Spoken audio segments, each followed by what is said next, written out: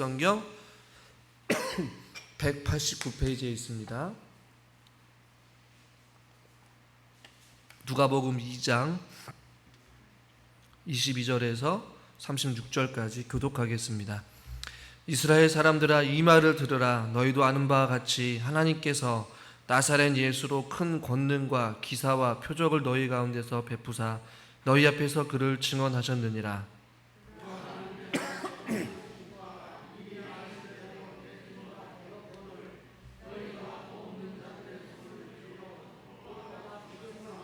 하나님께서 그를 사망의 고통에서 풀어 살리셨으니 이는 그가 사망에 매여 있을 수 없음이라.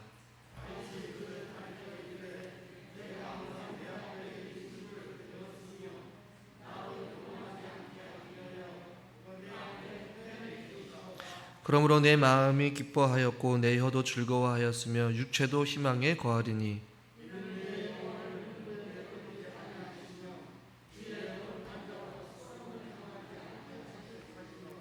주께서 생명의 길을 내게 보여줬으니 주 앞에서 내게 기쁨이 충만하게 하시리로다 하였으므로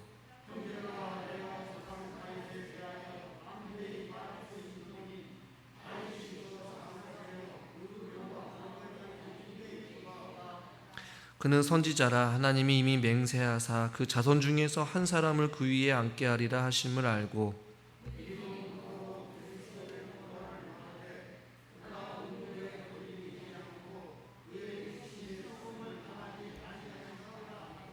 이 예수를 하나님이 살리신지라. 우리가 다 이 일의 증인이로다.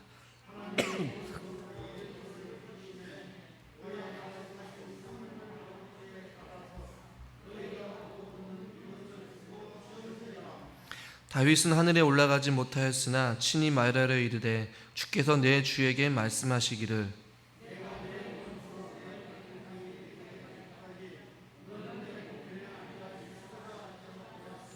같이 읽죠. 그런즉 이스라엘 온 집은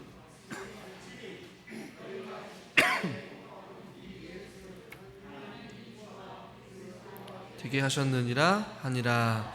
아멘. 수요 저녁 예배에 나오신 여러분들을 환영하고 축복합니다. 우리 옆에 있는 분들한테 같이 인사합시다. 성령 충만합시다.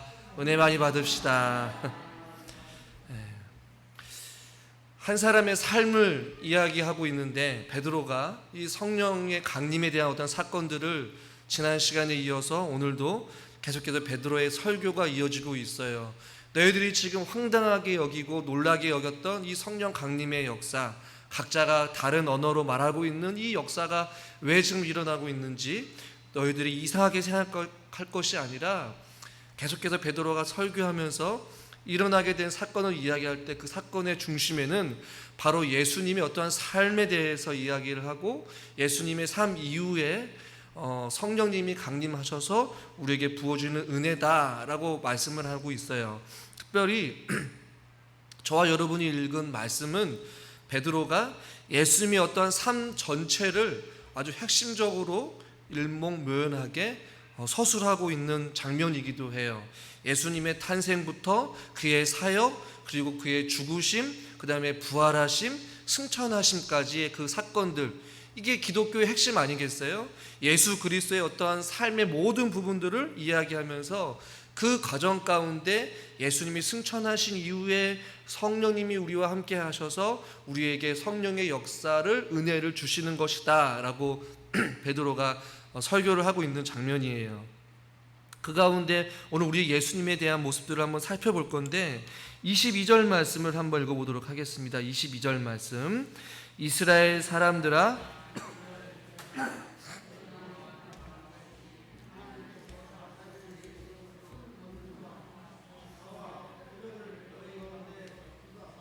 그를 증언하셨느니라.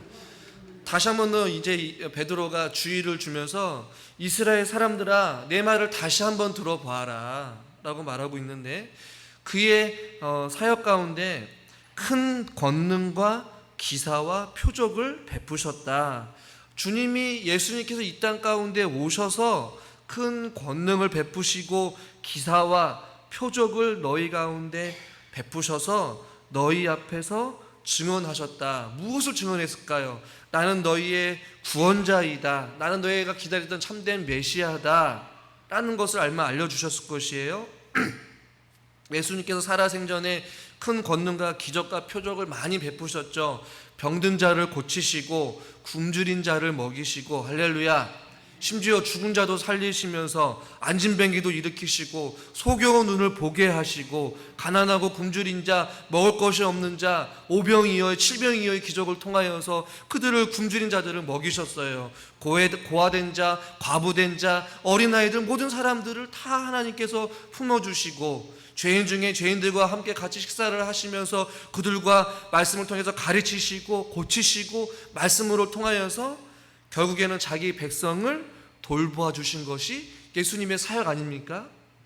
22절에서 지금 베드로는 그 예수님이 바로 고치시고 살리시고 먹이시면서 자기 백성들을 돌보신 그 예수님 아니냐. 너희가 알고 있는 그 예수님은 이 땅 가운데 큰 권능과 기적과 표적을 베푸신 우리의 선한 목자 되신 우리의 진정한 구주이시다 라고 말하고 있어요. 그러면서 이제는 22절에 23절에 좀 독특한 표현을 베드로가 쓰고 있어요. 너희가 잘 알고 있는 예수님, 이들이 부활의 증인으로서 예수님 인생을 모르는 것 아닌데, 예수님께서 이 성령의 강림을 설명하면서 예수님의 삶을 이야기하는데 23절에서는 또 다른 예수님의 삶의 모습을 이야기하고 있습니다. 23절도 같이 읽읍시다. 그가 하나님께서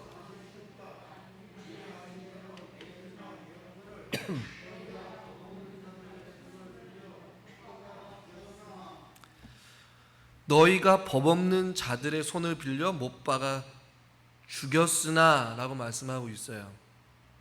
보통은 우리가 십자가에 달려 예수님께서 돌아가셨다라는 표현을 썼는데, 이제는 베드로가 노골적으로 너희가 라고 말씀하고 있어요. 이 말씀을 듣고 있는 성령의 강림의 역사의 현장 가운데 있는 너희들, 예수님의 생애를 보고 예수님의 기적을 경험하고 예수님의 십자가의 죽으심을 경험하고 부활의 경험은 너희들에게, 너희가 예수님을 십자가에 못 박아 죽였다라고 표현하고 있어요. 쉽게 말하면 너희가 그를 십자가에 못 박았다라고 지금 마치 베드로가 노골적으로 예수님께서 십자가에 달려 돌아간 것은 바로 너희들 때문이다, 너희가 못을 박았다라고 지금 말하고 있는 것이에요. 나중에 다음 주에 살펴보겠지만, 이런 예수님의 어떤 생애와 삶의 말씀을 듣고 나서 뭐라고 말하냐면, 본문은 아니지만 37절에 보면 다음 주에 살펴보겠지만, 마음에 찔려 베드로와 다른 사도들에게 물어 이르되 형제들아 우리가 어찌할꼬 라고 말하고 있어요. 이게 마음에 찔렸다라는 얘기예요. 자기 자신들이 예수 그리스도의 십자가에 못 박았다라는 사실을 지금 인정하고 있는 것이에요.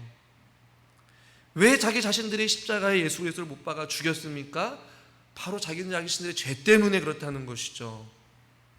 이 존 뉴턴이라는 사람이 재미난 이야기를 했는데, 존 뉴턴이 만약에 자기 자신이 천국에 가게 되면 그곳에서 세 가지 아마 놀라운 일들을 보게 될 것이다 라고 말하면서 존 뉴턴이라는 사람이 이런 이야기를 했는데, 첫 번째 무엇 때문에 놀라냐면, 내가 전혀 기대하지 않았던 자들이 천국에 많이 있는 것을 보고 놀란다 라고 이야기를 해요.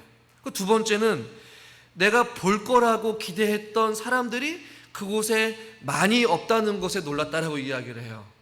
마지막 세 번째 가장 놀란 것은 무엇이냐면, 바로 자기 자신이 천국에 있다는 것에 너무 놀랐다는 거예요. 즉 그 말은 무슨 의미냐면, 자기가 기대하고 생각했던 그 사람들이 천국에 갔는데 많이 없었고, 자기가 생각지도 아니하였던 사람들이 많았음을 보고 놀랐지만, 더 놀라는 것은 자기 자신이 천국에 가 있는 것이 너무나도 놀랐다는 것이에요.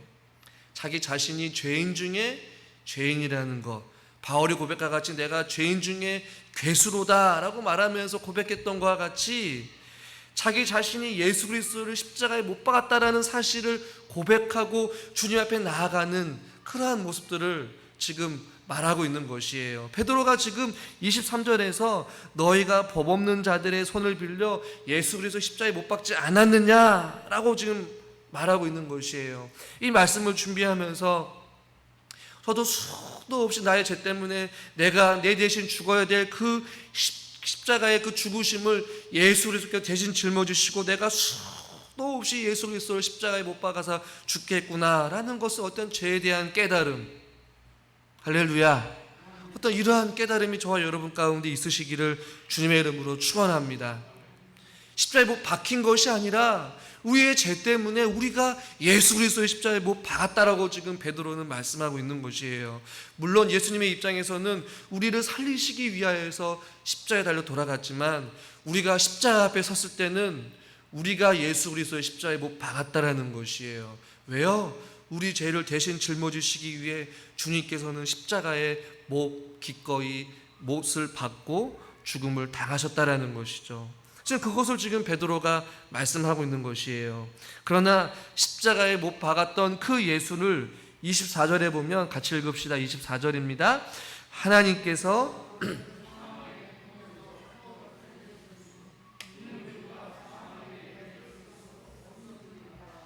이 구절이 조금 난해 구절이고 독특한 구절이기도 한데 사망의 고통이 어떠한 고통인지 우리는 정확하게 알 수는 없어요. 그러나 이 고통이 해산의 고통이라고도 해석을 하는 사람들이 있는데 좀 약간 비유적인 표현이에요. 임신한 여인이 그 출산의 고통을 앞두고 자기 몸속에 아기를 계속 품을 수 없고 그 아기를 출산해야 하듯이 마치 십자가에 달려 돌아가신 그 예수를 죽음과 사망의 사슬로 계속해서 품고 가둘 수 없다라는 의미를 가지고 있어요. 혹은 이 고통이라는 것은 사냥꾼의 덫을 이야기하는데 어떤 스스로 힘으로 어떤 스스로 능력으로 절대적으로 벗어날 수 없는 어떤 그런 고통에 있는 그 자를 예수님께서 하나님께서 그 고통의 사망 가운데 있는 그 예수님을 살리셨다, 풀어서 살리셨다라고 24절에서 말씀하고 있어요.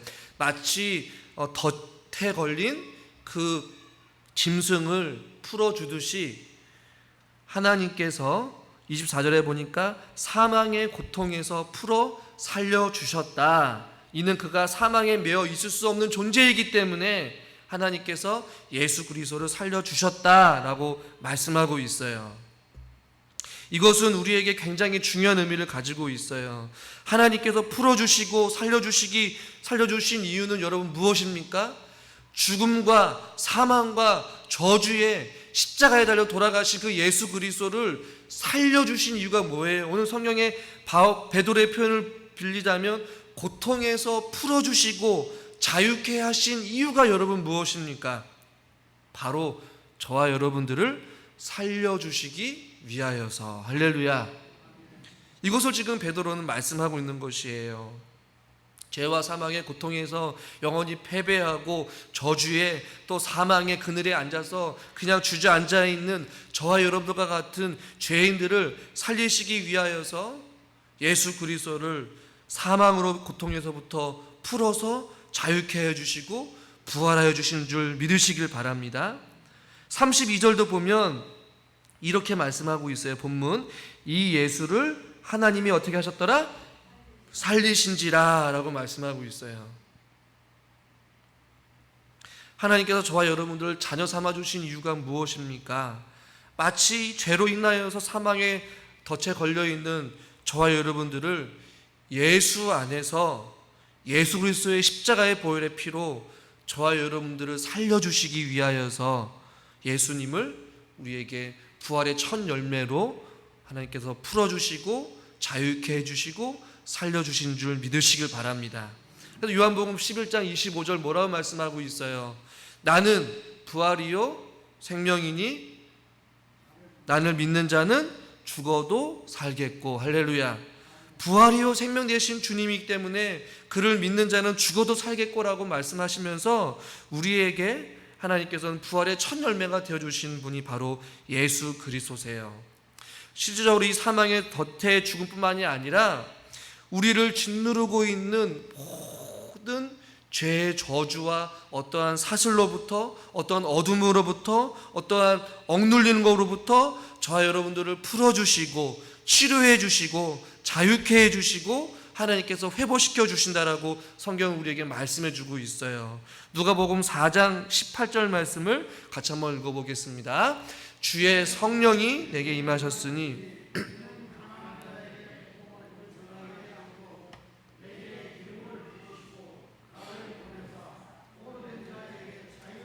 눈먼 자에게 다시 보게 함을 전파하며 눌린 자를 자유롭게 하고. 아멘.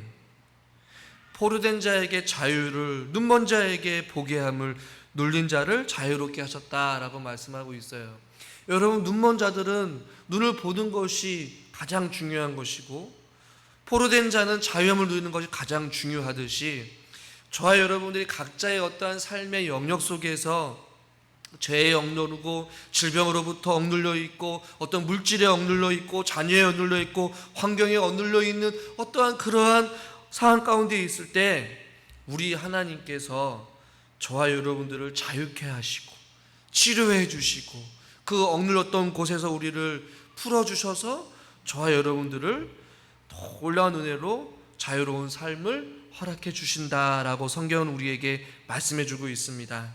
여러분, 성령 충만한 사람은 이와 같이 나는 날마다 주님 앞에 죄인입니다. 내가 주님을 십자가에 못 박았던 주홍같이 붉은 그 죄를 주님 용서해 달라고 주님 앞에 회개하는 자요. 또한 그 죽음 앞에서도 그 예수님을 살려주시고 부활하여 주신 그 부활의 능력으로 살아가는 자들, 비록 상황은 어렵고 힘들다 할지라도 주의 말씀으로 충만하고 부활의 능력으로 힘입어서 성령의 충만함을 덧입혀서 오늘을 하나님을 바라보며 믿고 의지하며 살아가는 자들이 바로 성령 충만한 자들의 삶의 능력임을 여러분 믿으시기를 바랍니다. 이미 그 사망의 고통에서 풀어서 살려주신 하나님의 능력을 소유한 사람이 바로 성령의 충만한 사람인 것이에요. 여러분, 부활의 능력이 바로 여기서부터 나옵니다. 누구에서부터요? 하나님으로부터 말이에요. 이 부활의 능력으로 여러분의 삶을 얽매이게 하고 고통스럽게 하고 힘들게 하고 자꾸만 염려와 근심에 빠져있는 그런 상황 가운데 처해 있다면 예수 그리스도를 십자가의 그 죽으심에서 그 고통 가운데서 풀어서 자유케 해주시고 부활하여 주신 그 하나님의 능력, 십자가의 능력, 보혈의 능력, 부활의 산 소망이 되어주신 예수 그리스도의 능력을 바라보면서 주님 안에서 살아갈 수 있기를 주님의 이름으로 간절히 축원합니다. 우리가 찬양으로 고백했죠. 괴로울 때 주님의 얼굴을 보라 라고 말이에요. 주님의 얼굴을 바라볼 때 우리는 무엇을 느낍니까? 죄와 사망 가운데서 어둠을 물리치시고 십자가의 부활의 능력으로 부활하신 그 예수 그리스도를 우리가 바라보자라는 것이에요.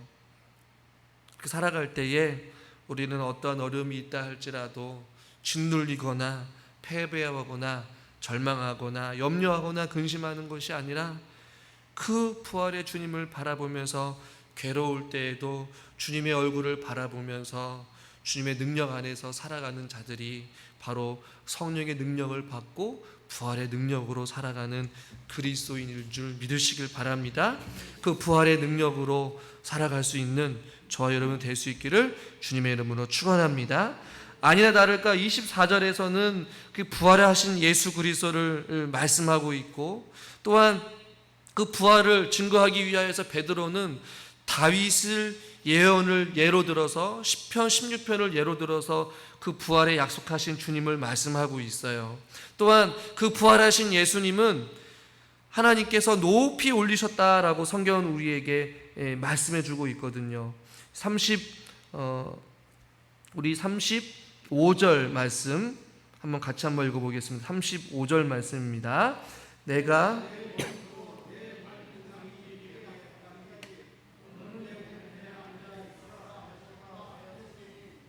또 33절도 같이 읽겠습니다. 하나님이 오른손으로 예수를 높이심에 그가 약속하신 성령을 아버지께서 받아서 너희가 보고 듣고 있는 이것을 부어 주셨느니라. 아멘. 이 구절에서는 하나님께서 예수 그리스도를 높이 올리셨다, 오른손으로 예수를 높이셨다라는 표현이 있고, 결국에는 36절에서 이 예수를 하나님이 주와 그리스도가 되게 하셨다라고 말씀하고 있어요. 그 부활하신 예수 그리스도를 하나님의 오른손으로 높이 올리시고 가장 권위 있는 최고의 자리 하나님 보좌 우편에 앉으시고, 그 보좌 우편에 앉으신 예수님께서 성령을 아버지께서 받아서 너희가 보고 듣는 이것, 즉 바로 방언하는 것, 성령의 역사를, 성령의 부어주심을 너희들이 경험한 것이다 라고 말씀하고 있고, 그 하늘 높이 올리신 예수님께서는 결국에는 온 세상을 다스리시는 주가 되셨고, 36절에 그리고 인간을 죄와 사망에서 구원하여 주시는 그리스도가 되셨다라고 마지막으로 베드로가 설명하고 있는 것이에요. 예수님께서 살아생전에 큰 이적과 기적을 베푸시고 십자가에 못 박혀 죽으셨지만 또 부활하시고, 그 부활하신 예수님을 오른손으로 높이 올리신 하나님께서 보좌 우편에 최고의 자리에 앉히시고, 그 최고에 앉으신 예수님께서 온 세상을 다스리시는 구주가 되시고 죄와 사망 가운데서 구원하시는 진정한 그리스도가 되실 뿐만 아니라, 그 예수 그리스도께서 33절에 보니까 성령을 아버지께서 받아서 너희가 보고 듣고 있는 이것, 즉 그 성령을 우리에게 선물로 부어주셨다라고 지금 이 모든 현상들을 말씀을 통하여서 우리에게도 말씀하고 계신 것이에요. 그런데 이 모든 사건, 예수님께서 이 땅 가운데 탄생하시고 이적을 베푸시고 십자가에 달려 돌아가시고 부활하시고 승천하시고 성령을 주신 이 모든 것을 여러분 누가 하셨냐면, 여러분 성경을 잘 보시면 하나님이라는 단어가 의도적으로 강조해서 표현하고 있어요. 22절에서도 하나님께서, 23절에서 하나님께서, 24절도 하나님께서, 32절에서도 하나님이, 아멘 좀 해보세요. 33절에 하나님이, 36절에 하나님이, 곳곳에서 예수님의 어떠한 사역과 삶을 이야기할 때에 그 앞에 붙는 주어, 그것을 주도적으로 하신 분은 바로 하나님이, 하나님께서 항하시고 하나님께서 살리시고 하나님께서 성령을 선물로 주시고 하나님께서 예수님을 높이 올려주시고 하나님께서 그 예수 그리스도를 주와 구주가 되게 하셨다라고 말씀하고 있어요. 이 모든 이 놀라운 사역은 바로 하나님께서 모든 것들을 이루시고 행하셨다라고 말씀하고 있어요. 무엇 때문에 하나님께서 사랑하는 독생자 예수 그리스도를 이 땅 가운데 보내주시고, 또한 십자가에 못 박게 하시고 부활하시고 승천하게 하시고 또 심지어 성령까지도 저와 여러분들에게 주신 이유가 여러분 무엇이겠습니까? 아무 이유 없어요. 저와 여러분들을 살리시기 위하여서 이 모든 것들을 창세전에 계획하시고 성취해 가시고 이루어 가시고 지금도 역사하고 계신 줄 믿으시길 바랍니다.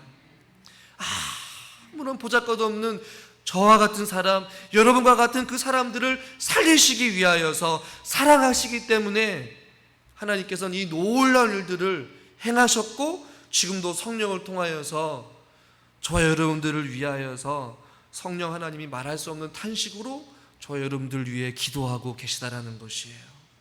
우리의 삶을 이끌어 주시기도 하시고 우리의 삶을 위로해 주시기도 하시고 우리 삶 가운데 찾아와 주셔서 우리의 마음을 어루만져 주시고 또 우리에게 은혜 주시기를 원하시고 우리에게 복 주시기를 원하시고, 할렐루야. 이 모든 것은 저와 여러분들을 살리시고 사랑해 주시는 하나님의 놀라운 은혜로밖에 설명이 안 된다는 것이에요. 지금 바울은 그것을 이야기하면서 이렇게 행하신 하나님께서 선물로 우리에게 성령을 부어주셨다. 너희들이 놀라고 당황스러워하고 너희들의 모국어로 방언을 말하고 있는 이 현상들은 어떤 술에 취해서 하는 것이 아니라 하나님께서 우리들을, 우리와 같이 예수 그리스도의 십자가에 못 박은 비록 죄인 중에 죄인들이지만 그런 우리들을 살리시고 우리를 사랑하시기 때문에 이러한 은혜를 말할 수 없이 부어주신 것이다 라고 지금 베드로가 말씀을 통하여서 설명을 하고 있는 것이에요. 그러면서 우리들이 앞으로 살아갈 때 부분에 대해서 나중에 이야기하지만 32절에서 바울은 그 부활하신 예수 그리스도 이후에 우리의 삶이 어때야 되는지 다시 한 번 더 강조하고 있는 것 같아요. 32절 말씀을 같이 한번 읽겠습니다. 이 예수를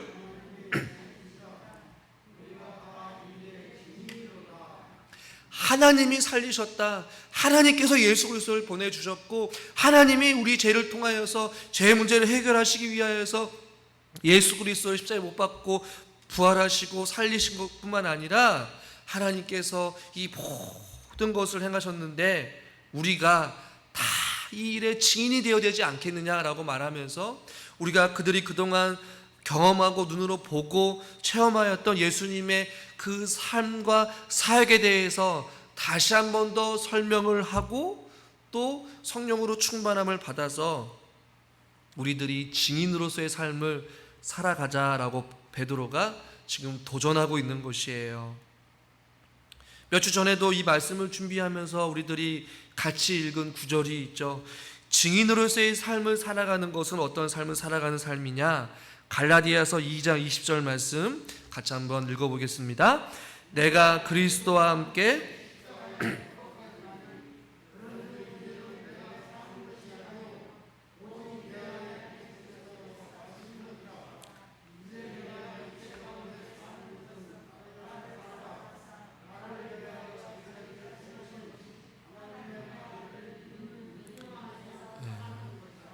아멘.